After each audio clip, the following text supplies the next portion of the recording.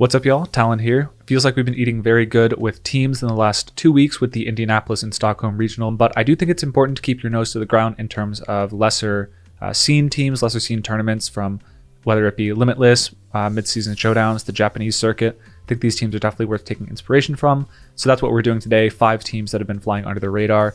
We're starting off with a team created by Elizabeth, one of the best Japanese players, posts a lot of team on Twitter. Follow them there. I'll have them linked in the description below. But they finished first in a team tournament, Le Prince Aimable. Yeah, that's their name, French name, kind of interesting pick there. But yeah, they have a very cool team. People have been calling it a stall team. They have Dragonite with Morangaberry, Air Slash, Thunderwave, Roost, and Encore. Insane set. If you see this on Battle Stadium, you would not guess that just coming out the gate. You'd expect, like, okay, they have a Ting-Lu. I feel like that should be Chen-Pao. Paired with all the physical attackers, and this Dragonite might just be a leftover choice band set. Maybe they're just testing the Ting-Lu because they lost one too many battles to something like Terapagos or Calyrex Shadow Rider, but nope, this is a full stall Dragonite. If you get hit one time by any attack, I think, it might just be special attacks, but your Morangaberry activates. Most of the time it's going to be through the multi-scale, so you'll be taking half damage there. And then you can roost up back to multi-scale, and then you're really just walling special attacks, especially when you pair it next to the Ting-Lu, which is a Sand Tomb Ruination set. I actually have not seen Ruination, but I watched some of these stream games with this team. They did have Sand Tomb Taunt Protect. Tear Water, just excellent defensively. And then Ruination makes a lot of sense to me, chipping things in range for the Zacian. On this team, which is also a pretty interesting set, it's Swords Dance Terra Grass, getting around any Amoonguss spores, and being able to set up from there. I saw Behemoth Blade, but I never saw Sacred Sword or Play Rough, so I'm just putting that there. Definitely try this team for yourself. It's also got Pelipper with Wide Guard, that's pretty standard. Rillaboom I saw was Assault Vest Fake Out, not something crazy like Choice Band, and I never saw the Incineroar. But beyond that, the Dragonite, very cool set. Air Slash Thunderwave, obviously excellent at stalling things. The Encore is honestly the thing that was surprised me most if I was playing against it. I saw Elizabeth catch a couple people protecting or setting up in front of the Dragonite. They Thunderwaved them, and then they were just able to Encore them afterwards into the setup or something like that. So really cool team building effort there.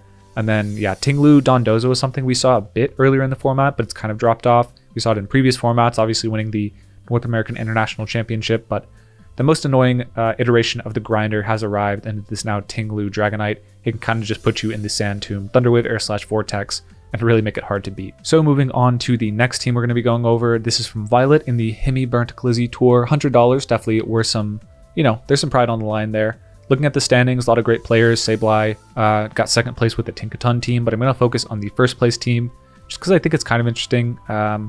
Basically, Cresselia, Ting-Lu, Zamazenta is a core that actually got into day 2 at Indianapolis Regional. It flew under the radar, but it's something that I think is fairly strong, kind of annoying to deal with if you don't have the correct team, if you're a special attacking team primarily, or even a team that focuses on physical that doesn't have great answers into Zamazenta. You can definitely have a lot of troubles with this one. So you're able to go for Terra Water, you're not Terra Grass because you have Cresselia to Lunar Dance next to you and basically heal your sleep off. That's really appreciated. It has safety goggles to be doubly effective. Ally Switch to make it extra annoying, and aside from that, it's just a very bulky team that excels at getting the body press Iron Defense set up on the Zamazenta so it can start taking 1-hit KOs or pretty much 2-hit KOs on everything, even resists. And the way to pierce through that Zamazenta is not going to be physical attacks. Obviously, you have the Iron Defenses up, but it's also probably not even going to be special attacks because of the presence of the Ting-Lu, the Snarl, Raging Bolt. I could see a team like this doing well at the Los Angeles Regionals, essentially using the Body Press Iron Defense set instead of the Wide Guard set that was able to win Stockholm, just focusing on the Zamazenta as your impenetrable shield and using things like Ting-Lu, Raging Bolt, and Cresselia to further that agenda. Going from the 35th to the 36th Himi Burnt Glizzy Tour, this is Wan Ji using a Miraidon team, and I'm going to touch on it in a second, but we've been seeing the Cornerstone Mask Ogerpon plus Goldango core kind of be decent, as well as with Raging Bolt is typically on the core. I don't fully understand it myself, but it's definitely something you should be paying attention to. Electroweb pairs very well with Goldango and Cornerstone Ogerpon. They naturally have decent speed, Goldango not so much, but you can EV it to outspeed things like Modest Miraidon, so you can go for an Electroweb in front of it, stall that out, and then go from there. You also have Clear Amulet Miraidon, the standard set with the Flame Charge, which is very strong, and then the Focus Sash. Photosynthesis Fluttermane with Icy Wind means you're able to consistently get 1 or 2 taunts, Icy Wind, Moonblast off early game, and set up for your Miraidon to do a ton of damage that way.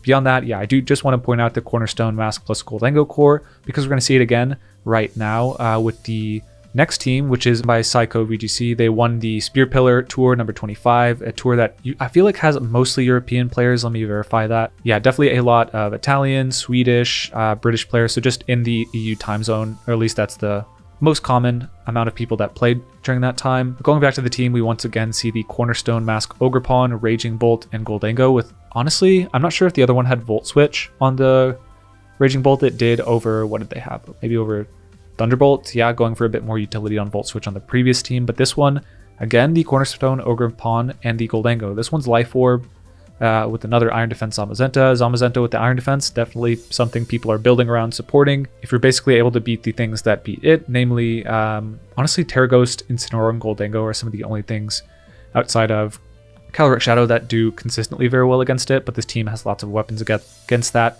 The Indeedee going to be not taking much damage against it. The Chien-Pao running Crunch, not Sucker Punch, so that you can hit it even in your Psychic terrain, and then Goldango is Terra Normal.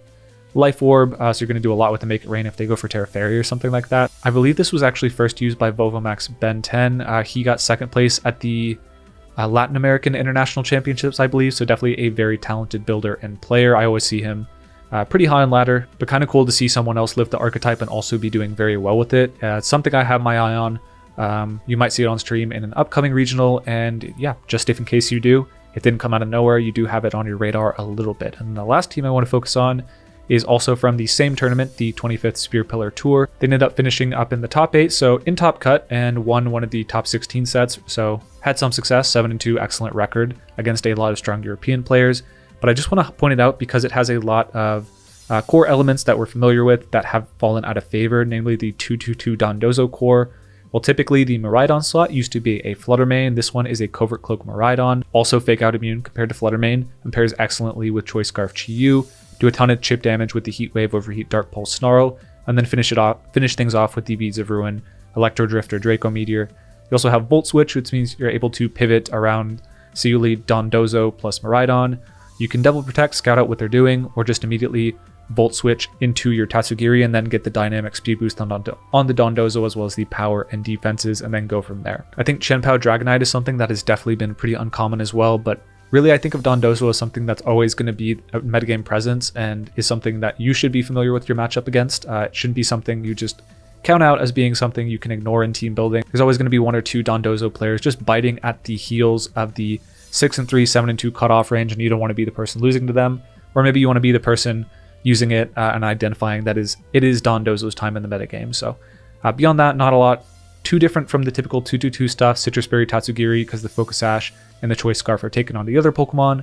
Helping Hand to potentially delete Tatsugiri, or just have, you know, if the Dondozo goes down and they didn't knock out Tatsugiri that last turn, you can come in with your maybe Choice Scarf Chi-Yu, your Choice Band Dragonite, your Miraidon, and go for Helping Hand spam, just like your strongest attack. So that's definitely a cool choice. And then the Dondozo is Terra Fairy over some other ones we've seen in the past. Terra Grass, the one that comes to mind the most. I wouldn't be surprised if it was like, I don't know, I could see Terra Ground being kind of cute just as a Miraidon check, but overall, very interesting team from Ducelamon. Really good finish. And yeah, that's going to wrap it up for today.